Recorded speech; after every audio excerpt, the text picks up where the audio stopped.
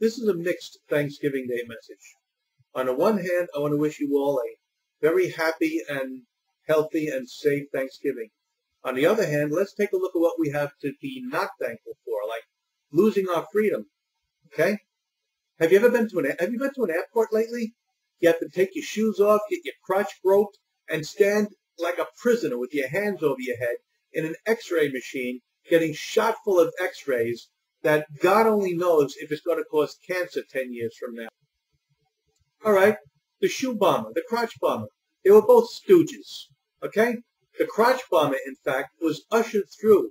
He was escorted through security by an important-looking man who was not questioned because he was very important-looking, dressed to the nines in a very expensive business suit, very official-looking. He escorted this dude through security.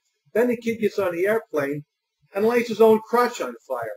Never was the airplane in danger. The only one who was in danger was the stooge. And the shoe bomber, Richard Reed, he was another stooge. He had non-working explosives in his sneakers. And this other idiot in Times Square who had plant food and firecrackers instead of ammonium nitrate. These people were trained. These people were trained by explosive experts? Bull crap. Oh, how about 9/11?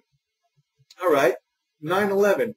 Never in the history of steel and concrete buildings has one of those buildings fallen because of fire.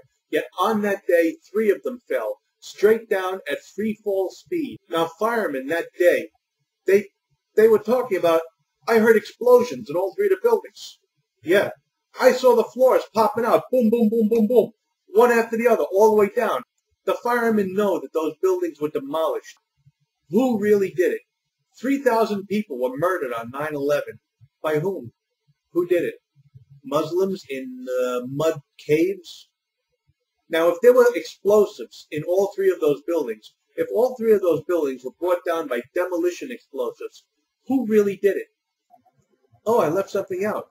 Muslim women with the headdresses, they can only be searched from the head to the neck, and they're exempt from the scanners and the groping. Weren't we told that Muslims attacked us on 9/11? Yet Muslims are exempt from the searches. They're getting us accustomed.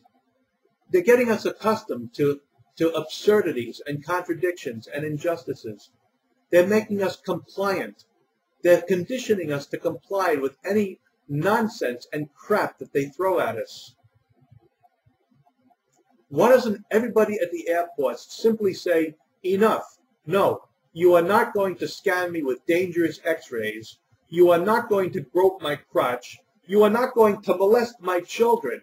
No, you are not going to do it.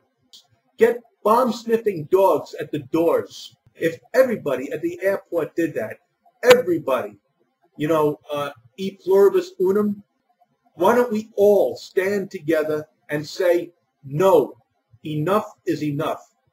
And while we're at it, why don't we have a true and full investigation of exactly what happened on 9/11 and have those explosive residues that were found examined? Happy Thanksgiving. I'm done ranting.